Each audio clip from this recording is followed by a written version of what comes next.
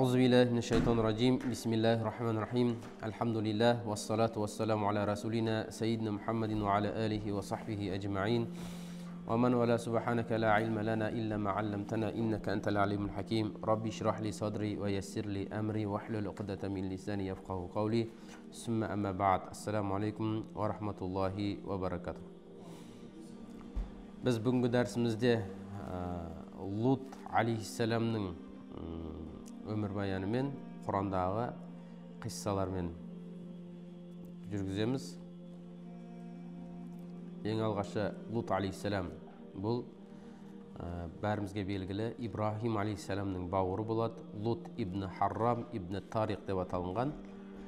Харрамның баласы, ол Лут алейхиссаламның әкесі Харрам қайтыс болғаннан кейін ол көкесі Тариққа сол кісінің қолында тәрбиеленген. Негізінде кейбір риуаяттарда Лут алейхиссалам Ибрахим алейхиссаламның жиені деп те келген риуаяттар бар.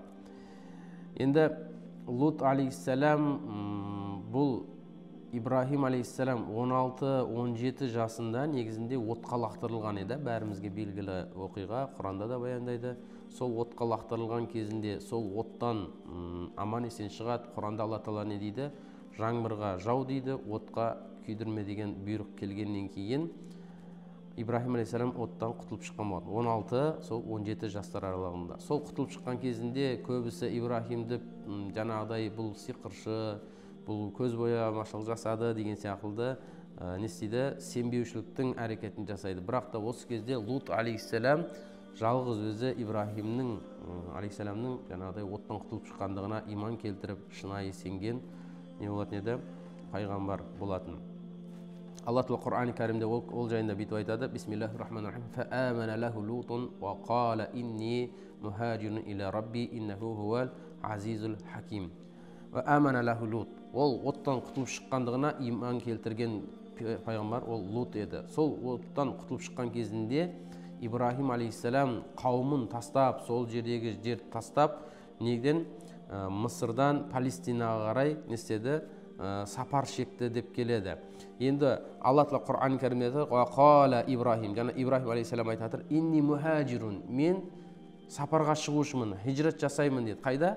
Раббыма қарай деп айтты. Енді осы жерде тәпсірде айтады: "Раббыма қарай" деген сөз жаңағыдай Палестинаға қарай айтты деді.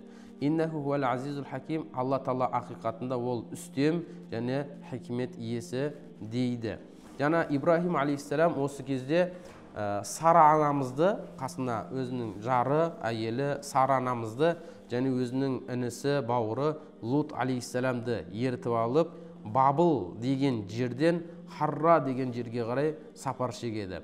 Ибрахим алейхиссалам сол Харрада қалады да кімді? Бауыры Лутты Садум деген бір теңіздің жағалауында болған бір көпшілік керуен өтетін, сауда керуені өтетін Садум деген қауымға қарай не істейді? Жібереді. Садум деген қауымның аты бір жаман нәрселермен аты шыққан қауым еді. Олардың несінде жаңағы сол тұрып аққан жерлерінде Алла Тағала Құранда да ол жерде қария деп сипаттап өткен, жаңағыдай ауылды жер дейді. Сол жерде көше болады, үлкен жол, бүкіл керуен, бүкіл сауда несі сол жолмен ғана өтеді екен. Сол кезде Садум қауымның бір жаман әдеттері келіп жатқан әрбір керуеннен 10-нан бірін тартып алып қояды екен. Берме олардың әдеттерінен тартып алып қояды екен. Сол кезде бұл жерде Алла Тағала Құран Кәрімде айтады: "Ахраджна минха ман кана фиха минал муъминин, фама важадна фиха гайру бейтин минал муслимин." Бұл жерде сондай қауым болып кеткен, ластықпен, ыпластықпен, сондай бір арсыздықпен, ұятсыздықпен шұғылданып көзге танылған қауымға періштелер жіберіледі. Сол періштелердің айтатын сөзі: "Ахраджна минха ман кана", біз ол жаңағы қауымнан барлық момын болған, мұсылман болғанның бәрін шығарып алдық деді. Тек қана ол жерде енді иман келтірмеген, лас әрекеттермен шұғылданатын қауымдар солар ғана қалды. Фама важадна фиха гайру бейтин минал муслимин. Жаңағыдай ол жерден тек қана мұсылман болған адамдар ғана үйден басқа. Ол айтып тұрған үйі Луттың үйі, ол Луттың үйінде Лут мұсылман, пайғамбар. Және оның екі қызы ғана пайғамбар. Қалған Луттың әйелі де сондай бір лас іспен шұғылданады. Тіпті тәпсірлерде келтірген кезінде сол кездегі үлкен әжей дейміз ғой, үлкен әжеге, жасы үлкен жасқа толып қалған кемпір адамдарда сондай бір арсыздықпен жұмыс жасайтын еді дейді. Жаңағыдай сол кезде Лут алейхиссаламның қауымын Алла Тағала Құр'анда әш-шузуз, жаңағы ғалымдар шузуз деген сипатпен сипаттап кетті. Әш-шузуздың мағынасы не десе, шузуз ғойру табиғи дейді. Адамның негізгі табиғатында істеуге рұқсат етілмеген амалдарды айтады. Жаңағыдай бұл қандай амал? Лут алейхиссаламның қауымының, жаңа Садум қауымының несі? Ғойру табиғи, табиғаттан болмаған амалдары еркек пен еркектің жыныстық қатынасқа түсуін айтады.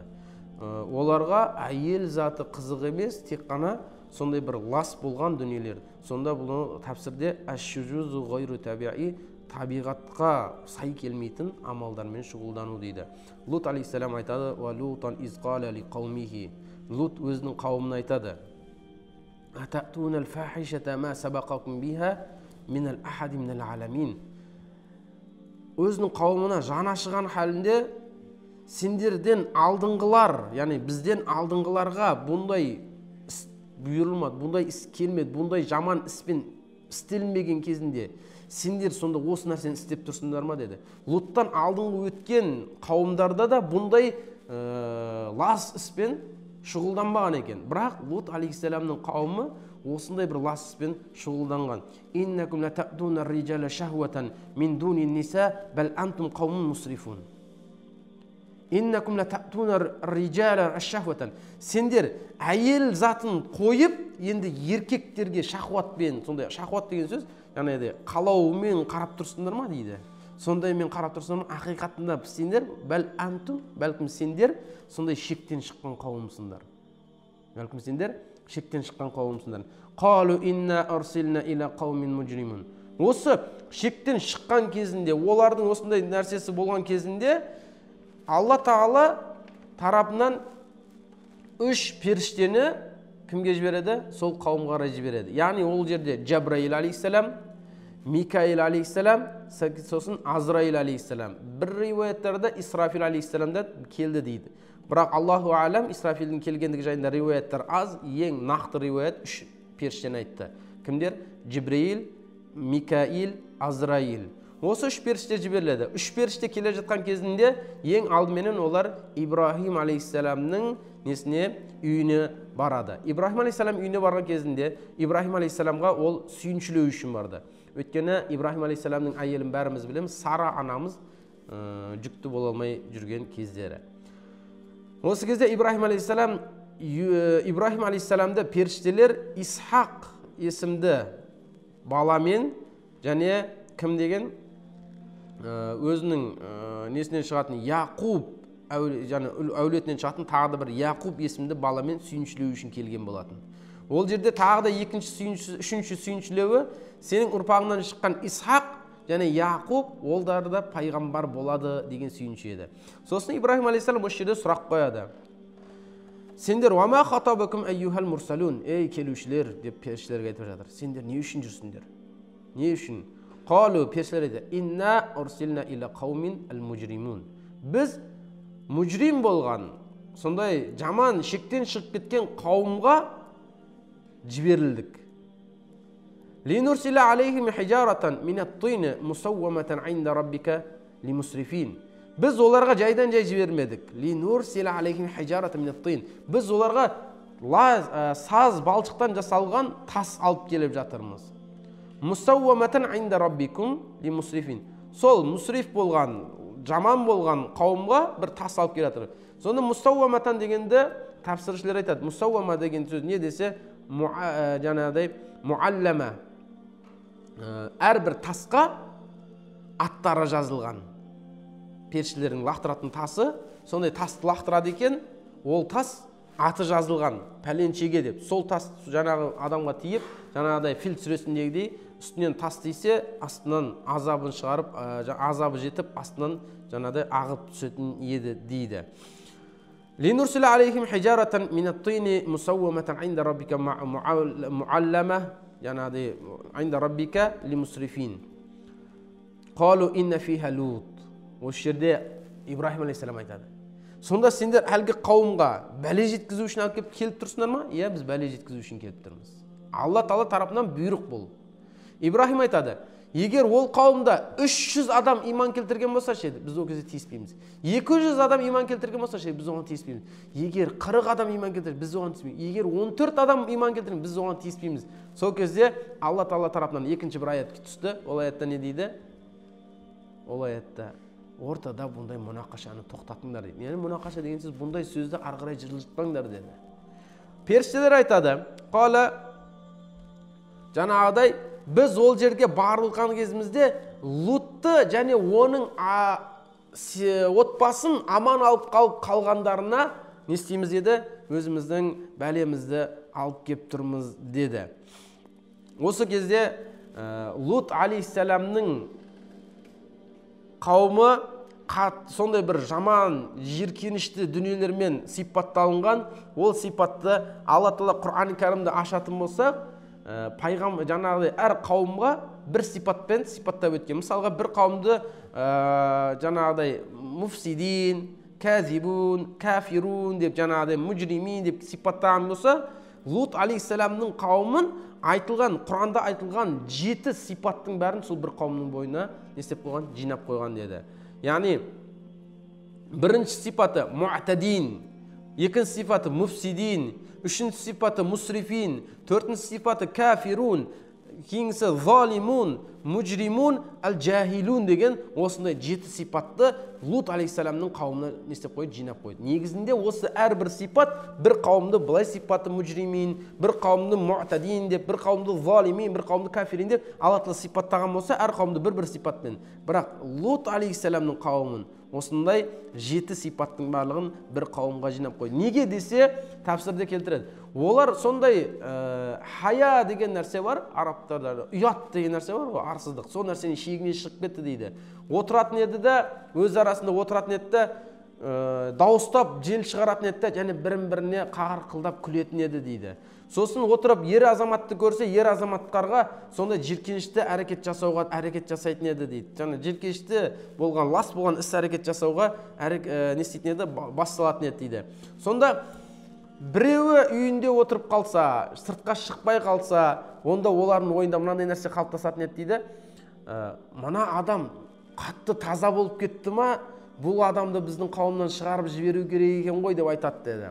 Осындай қатты не қылып кеткен кезінде жаңағыдай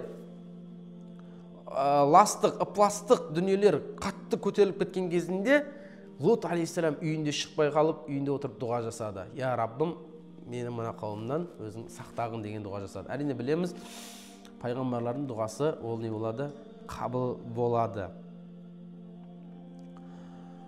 Әлгі періштелер Ибрахим алейхиссаламның үйінде отырған кезінде Ибрахим алейхиссалам оларға сондай бір ас алып келеді.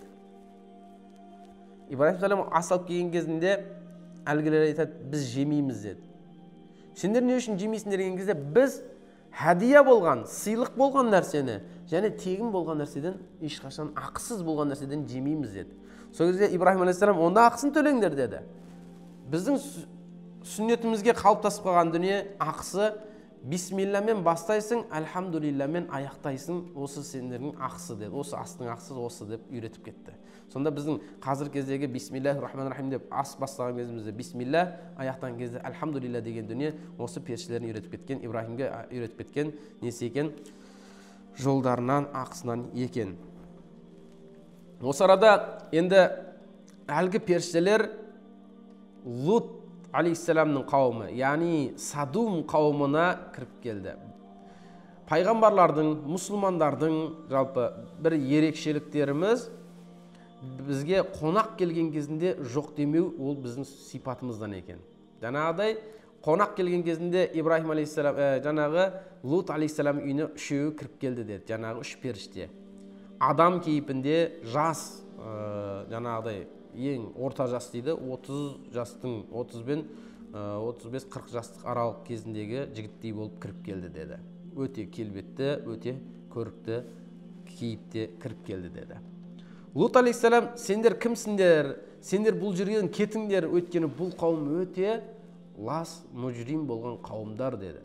Әлгілер не деді? Жоқ, біз қонақпыз деді. Лут алейхиссалам олар қонақпыз деген сөзінен ештеңе айта алмай үйіне кіргізді. Өйткені сүннетінен еді, Ибрахимнің сүннетінен еді, қонақты қайтармау деген сөз. Үйіне алып кірді да Лут алейхиссалам есігін сол мезетте қатты жауып қойды. Сосын олар айтты, періштелер айтты: "Қалу инна урсилна иля қаумин мужримин, ана ататуна зукранан минал аламин." Инна арсална урсил. Біз жіберлік иля қаумин мужримин. Сонда мужрим болған, жамандықпен, Алланың алдында лас іспен айналысқан қауымға жіберлік. Ататуна зукранан минал аламин. Олар сондай келді. Кімдер? Атактуна зукрана минал аламин. Әлемде болмаған, жаңағыда қалай айтсам бір әдемі көрікті кейіпте. Ва тазаруна ма халақа лакум раббукум мин азважикум бал антум қалу адун. Және ол адамдар, періштелер кіріп келген кезінде кімнің? Лут алейхиссаламның әйелі, ол да кәпір еді. Сол әйелі сөзді әп-сәтте сыртқа жайып салды. Айтты: "Біздің үйге жас келбетті 3 еркек келді" деді. Сендер егер сол еркекке барсаңдар, онда еркектің ләззатын бұл дүниеде сендер әлі тартпағансыңдар деді. Сол кезде Садум қауымының еркектері жабылып, естігеннің барлығы жүгіріп Луттың есігінің алдына келді. Луттың есігінің алдына келген кезінде есік жабық тұрған еді. Сөйтіп Луттың есігін бұзбақшы болып етілген кезде Лут айтады, өзінің қауымына айтады: "Сендерге не болды?" дейді. Сендерге не болды? Енді еркектің бәрін тастап, әйелдің бәрін тастап, Алла Тағала адал еткен, адал жолмен қосылсаң адал болатын әйелдерді қойып, Алла Тағала ешқашан адал қылмаған еркектерге жақындайсыңдар ма деді. Сендер сол кезде Алла Құран кәрімде айтады, Лут былай деп айтты: "Қала хаулаи банати ин кунтум фаилун." Хаулаи банати, мынау менің қыздарым. Егер істейтін болсаңдар, осыны істеңдер деді. Керек болса осыған жақындаңдар. Муфассирлердің арасында осы жерде біраз келіспеушілік бар. Егер тәпсір аятты тіке оқыған кезінде көп адам былай түсініп қалады: "Мына 2 қыз менің қызым, істейтіндеріңді осы менің қыздарыма істеңдер" деген түсініктеме қабылдасады деді. Бірақ тәпсір иелері Ибн Касирде келтірген кезінде хаулай банати ин кунтум фаилун деген сөзінде банати деген сөзі, менің қыздарым деген сөзі қалай деді? Пайғамбардың саллаллаху алейхи вассаламның үмметі, пайғамбар саллаллаху алейхи вассаламның әйелдері бізге кім болады? Анамыз болады. Пайғамбарымыз саллаллаху алейхи вассаламның үмметіне өзіне менің үмметім, менің балдарым, менің қыздарым деп айтады деді. Сонда хаулай банати деген сөз менің қыздарыма істеңдер деп өзінің қызын зинаға итеріп тұрған жоқ дейді. Яғни Алла Тағала адал еткен әйел азаматқа адал жолмен қосылыңдар деп айтты деді. Еркектерді не істейсіңдер? Сол кезде әлгі қауымның сондай лас болған қауым, Алла Тағала Құран кәрімде айтады, ол қауым және сипаттануы каззаба қауму лутин мурсалин. Ол қауым сондай қауым өздерінен алдыңғыларды да, яғни Луттан алдыңғы пайғамбарларды да, Ибрахим, Нух, олардың барлығын және соған жіберген Луттың өзінде неге шығарды дейді? Өтірікке шығаратын еді. Изқалахум ахухум. Сол кезде изқалахум ахухум Лутун әла таттақун. Оларға бауыры бол Лут не деп айтты? Әла таттақун. Сендер Алла Тағаладан қорықпайсыңдар ма деді. Инни лакум расулун амин. Ақиқатында мен сендерге пайғамбар болып жіберілгенмін. Фаттақуллаха. Алладан қорқыңдар. Ва атиу, және бойсыныңдар. Ва ма ас'алукум алейким минал ажр. Сендер бойсынғандарың үшін, тура жолға жүргендіктерің үшін мен сендерден ешбір ақы сұрамаймын. Бәлкім менің ақымды қияметте Алла Тағала өзі береді деді. Сондай лас қауым, олар не деп айтты? Ей Лут, сен білесің ғой біздің нені іздеп келгенімізді деді. Яғни мақсат не? Еркектер еді. Сенің білесің ғой бізге қыздың керек жоқ екендігін, сен білесің ғой біздің кімді іздеп келгенімізді білесің ғой деді. Сонда Лут алейхиссалам қорқып кетіп бөлмеге кірсе, әлгі үш періште жай бір рақат отыр дейді. Әшейінде адам денесі түршігетін, Лут алейхиссалам терлеп қорқып жүрсе, бөлмеде үш періште, жаңа еркек кейпінде тұрған үшеуі, сондай бір жай бір рақат, ешқандай уайымы жоқ отыр. Лут білмейді олардың пайғамбар екенін. Сол кезде сұрайды: "Ей, сендер кімсіңдер?" Әлгі періштелер айтады: "Қалу инна арсална иля қаумин мужрим." Біз Алла Тағала тарапынан жіберілген, мужрим болған мына қауымға жіберілген кім біз? Періштелерміз деді. Сен Лут қоя бер деді. Біз бұл қауымға бәле алып келдік, және сенің отбасың амандықта деді. Осы жерде Жибрил алейхиссалам екі қанатын соққан кезінде әлгілердің көздері көрмей қалады. Сол кезде: "Ей Лут, сен қазір біздің көзімізді бояп, жаңағыдай көз боямашылық жасап, бір сиқырменен біздің көзімізді көрсетпей қойдың ба? Сен ойлайсың ба бізден құтылдым деп? Ертең таң атсын, біз сендерге басқаша тәсіл қолданамыз" деп, жаңағыдай жаман, лас болған зинаның түрін баяндап айтып кетеді. Сол кезде Жибрил алейхиссалам әлгі бұйырылған тасты не істейді? Жаудыруды бастайды деді.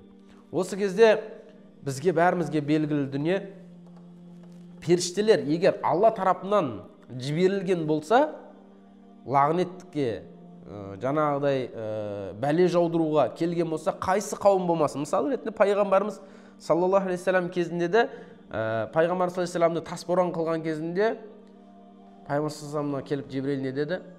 "Мен бұл қауымды, Таиф қауымын, Таиф елінде, мен бұл қауымды екі тастың ортасына, таудың ортасына не істейін деді? Қысып жоқ қылып жіберейін деді."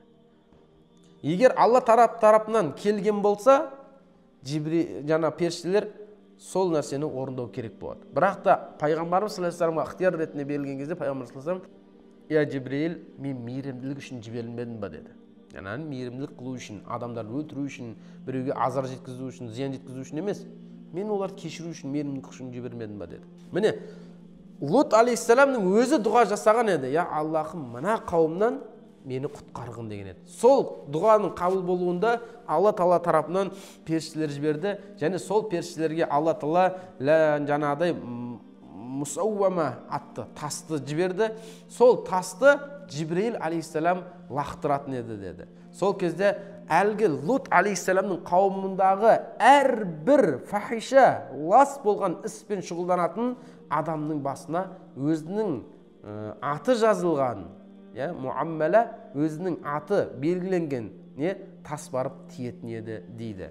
Сонда әрине бұл жерде Алла Тағаладан Құранда бізге бұл жайында өте үлкен көп нелер келтірген, аяттар келтірген. Алла Тағала Лут алейхиссаламның қауымын лағнеттеген, мысалға жаңағы Лут алейхиссаламның қауымының жаман екендігін, олардың баратын орнының жері тозақ екен, тікелей тозақ екендігін, және олар ешқашан бұл дүниеде тура жолы таба алмайтындығы жайында баяндап өткен болатын еді. Өткен олар лас болған, фахиша болған жолмен шүзуз жолды қолданғандығы үшін дейді. Міне, сондықтан да құрметті бауырлар, бұл Лут алейхиссаламды айтамыз, Ибрахим алейхиссаламды айтамыз, бұйыртса кейінгі дәрістерімізде Юсуфты айтамыз мысал ретінде.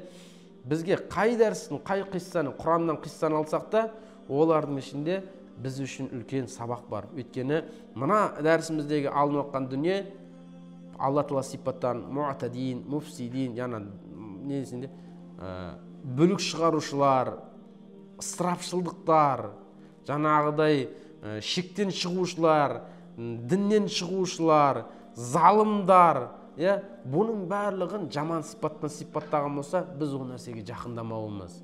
Алла Тағала адал емес болған, адал қылмаған нәрсеге біздің жақындамауымыз. Осы нәрсені бізге үйретіп жатыр екен. Тіпті отбасымыздың тәрбиесінде де біз жауапты боламыз. Яғни Луттың әйелі, Нухтың әйелі не болды? Кәпірлерден болған еді. Сонда ғалымдарымыз айтады тәпсірде, Лут алейхиссаламға Алла разы болсын, өйткені ол осындай қауымға дінді жеткізу үшін бұйырылып, қиындық көрсе де деді. Сонда айтады, Лут алейхиссалам ол сондай қауымға жіберілді, қиындықтарды көрді. Тіпті Луттың үйінен шықпай жатқан кезінде Луттың қауымы не дейтін еді? Мына Лутты бір күні біз бұзбасақ, немесе мына елден қумасақ, ол біздің дәстүрімізді құртпақшы дейді. Ойлаңыз, сондай зина болған нәрсенің өздерінің дәстүрі деп, сол дәстүрімізді құртпақшы, біз бұл Лутты мына қауымнан қумасақ, бұл біздің дәстүрімізді құртпақшы деген өз арасында сөз жүргізеді. Сонда қарап тұрсақ, ғалымдар айтады, басқа пайғамбарлардың барлығының артынан жаңағыдай сөз сөйлеп беретін өзіндік бір несі болды дейді, орысша айтқан уақытта поддержка дейді ғой, қазақша қалай? Қолдайтын, қолдаушысы болып тұрды дейді.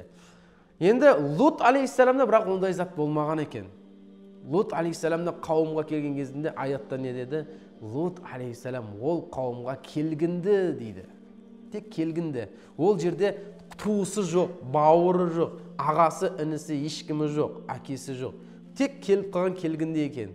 Сол Самуд қауымына, Садум қауымына келіп қалған келгінде екен. Міне, басқа пайғамбарларды айтады. Муса, Иса, пайғамбар бәрін айтады. Олардың артында ең кемінде бір адам тұрып беретін еді дейді. Мысал ретінде, пайғамбар артынан Абу Талиб дейді, адам тұрып берсе, Муса алейхиссаламның атынан тұрып беруші Харун тұрса, осындай бауырлары болды деді. Бірақ та Лутта үйтіп тұрып беретін ешкім болмады. Сырттан, ана жақтан тұрып, кім еді дейді? Ибрахим алейхиссалам тек жақсылығын тілеп, дұғасын тілейтін еді дейді. Бірақ қасында бола алмаған екен дейді. Сондықтан да құрметті бауырлар, Алла Тағала әрбір тыңдаған қиссамыз болсын, аятымыз болсын, хадисіміз болсын, сол нәрседен пайда ала білейік, және соған амал етіп, жақсылығын істеп, жамандығынан қайтарғаннан қайтайық. Иншалла Алла Тағала келесі дәрісімізде бұдан да басқа пайғамбарларды, бұдан да басқа ғалымдарды, сәләф салихиндардың дәрісін өтуді баршамызға нәсіп етсін. Ахир дағвана анилхамдулиллахи раббил аламин.